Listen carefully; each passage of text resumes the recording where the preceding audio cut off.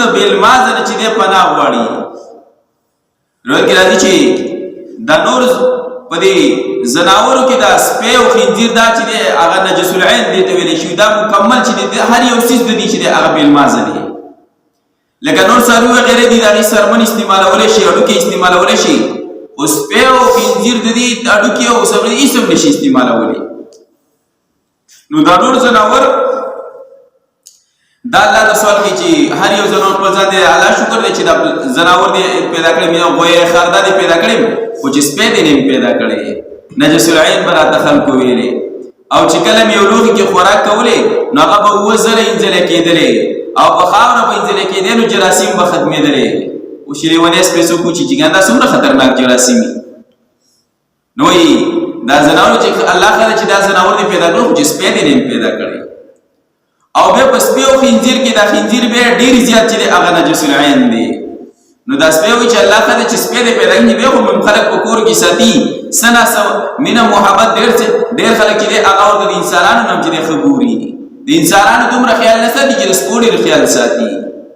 نو سپی وایي چې الله خلک چې سپی دی پیدا کړی خو چې خنزیر دی نه پیدا کړی. او خنزیر چې دی هغه وایي چې دی الله نه سوال کوي الله شکر دی چې خنزیر دی پیدا کړی، خو چې بیلمازه مسلمان دی نه پیدا کړی.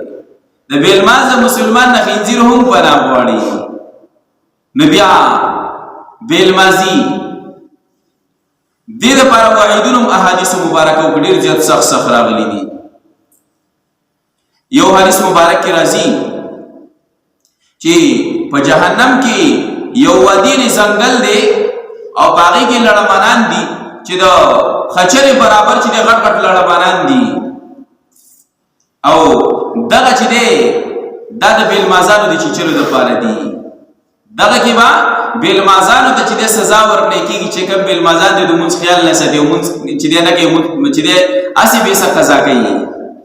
دغه خلکو ته به په دغه وادي او دغه ځای کې چې سزا ورکړی کېږي دا لړمانان به چیچي.